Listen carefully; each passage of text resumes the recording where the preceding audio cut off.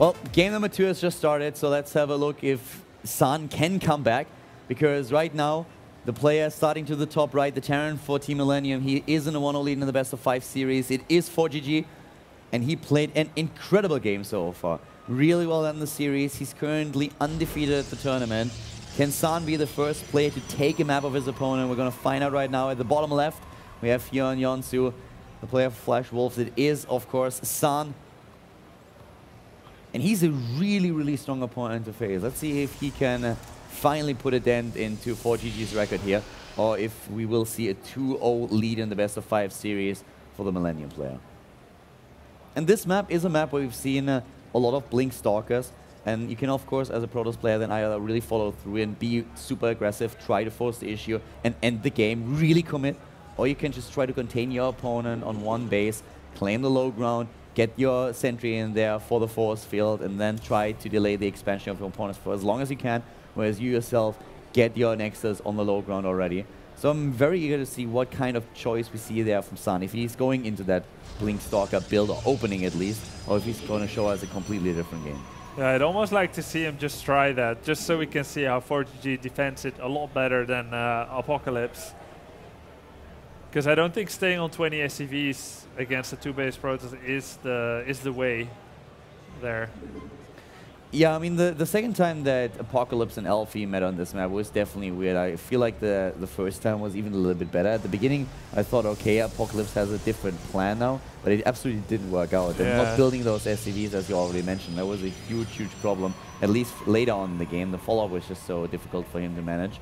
But we do see the 2 gases opening for San, so it definitely could be a Blink build. And I'd really like to see him just try that, or even just completely commit to it and not the Blink into contain type of build. He definitely micros Blink Stalkers very well, and it's a great map for it, even if it is a bit predictable. Yes, a bit predictable, but as you already said, at the same time, it's just still so strong here. So even if it's predictable, the thing is, like, you never know, does he follow through with it or not? And that's, I feel, the biggest strength of the opening. Yep. No scout by San, just making a zealot to cancel the eBay being built there and start working on killing the eBay. The Reaper will come in and ignore the zealot, instead go straight for the main base.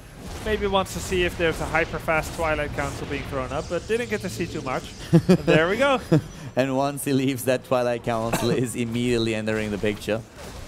And that's a very early Twilight Council. That's in the order of 1 base Blink type of build. Yeah, and that Zealot is currently having a little bit of a bad day. But not gonna die here. That's just not gonna happen. Oh, actually, no, jumps into the main base. The Reaper could actually get a scout on that Twilight Council if he commits to it. If he does, he would die because of the way that San built on the edges. That's actually pretty smart. Here comes the first bunker now for GG, but that Twilight Council is so well hidden. Yeah. Do you still expect it? I think he expects it. He sees 6 probes mining gas. Look at that, a proxy factory here. Yeah. Does he just proxy the factory and try to get like the scouting information with it, or will we actually see Could this be a proxy Thor rush? No. But Calder.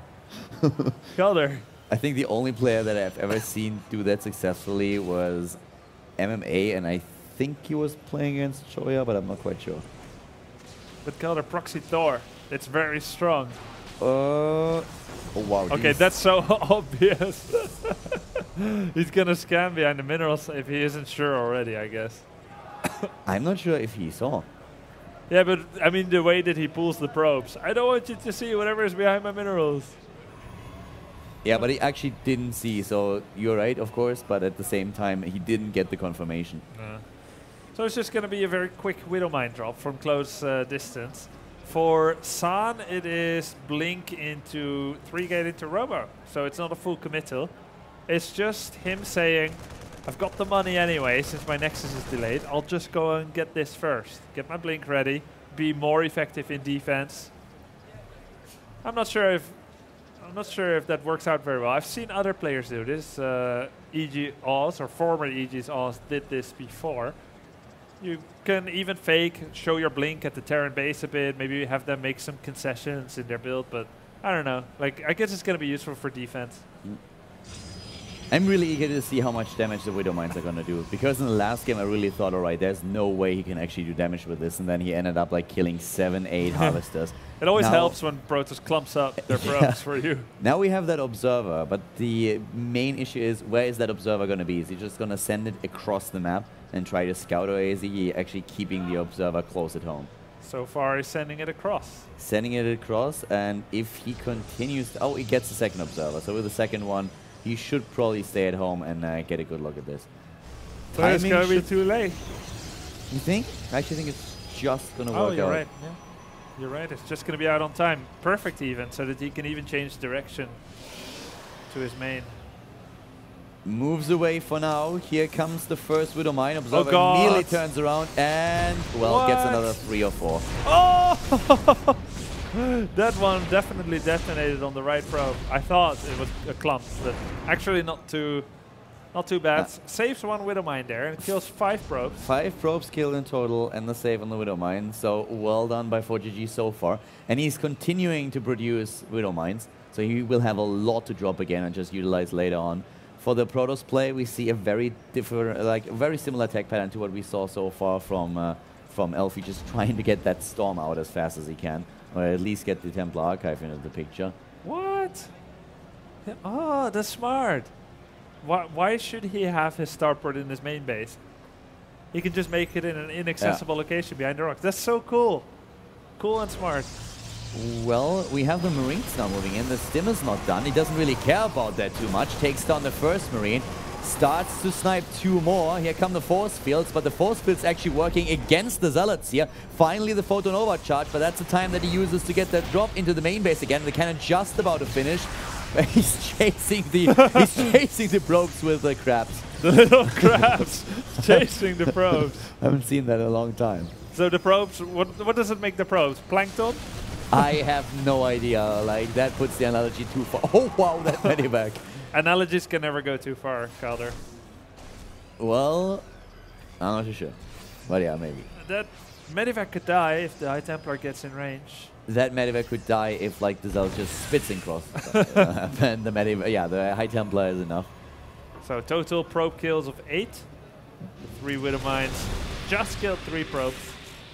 But that does give us an equal worker count for both players, which is really great for Terran. Oh, that actually works quite well. That time warp is pretty decent with the Archon just finishing here. Force field was a bit random. Yeah, the fail field there in the middle that didn't accomplish, didn't accomplish anything.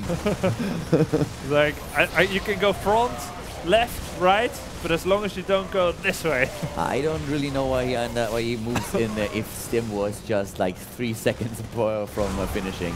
Waiting those 3 seconds would have helped him a lot. He still utilizes this quite well, and yeah, losing a couple of Marines is really, 2 Marines are a bit suicidal and running, bumping straight into the Archon. Just like that's a great micro by ForGG. He's only got 10 Marines left though. He has expended a lot of his army to try and get some things done, and with Storm on the way, San can be said to have kind of stabilized. Yeah, that could have been much better for ForGG. Just waiting for an additional 3 seconds until the stim is done before he moves in already would have done a lot here. And yeah, was a bit unfortunate for him. I don't think he realized how close stim was to completion. He probably pressed T and it's like, what? Yeah, either he assumed it would be done or he just didn't realize how close it was.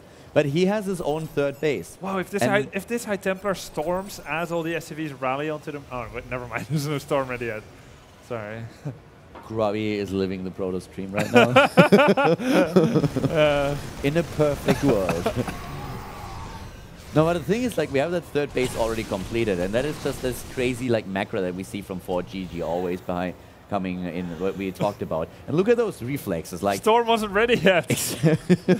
Well, San living the Protoss dream. First of all that, but then also just, like, that thing appears on the minimap and immediately the SUVs move away. Yeah, that's true. Great reflexes by ForGG. He's really on point and he even gets the War Prison. Like, that kid is insane. And right now we have the upgrades coming for him with double upgrades, double engineering bay. I've never seen reactors in these sides of the map, these parts. What? Yeah, they're a little bit far away. And so far he just uses the Marauders and tries to snipe the High Templars. He doesn't even go for a Ghost Academy. He just tanks the damage from the Storm here and tries to snipe one High Templar after another. He just takes it like a man. Damn, ForGG's Marauders are like ghosts. Yeah. They snipe, High Templars move forward, run through the storm, they don't care. They are like a better version of Ghosts. Yeah. Look at how much damage he does here. Like, San is down to 90 supply against 120, and ForGG goes in again.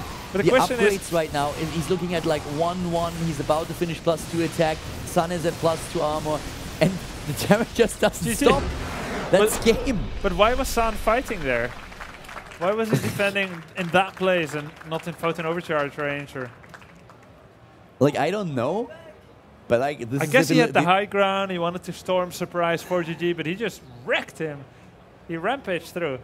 Like, I don't even know what to say anymore. 11-0, man. He's 11-0, and with another win, he would go to the bracket stage of the round of 8 without a single map loss.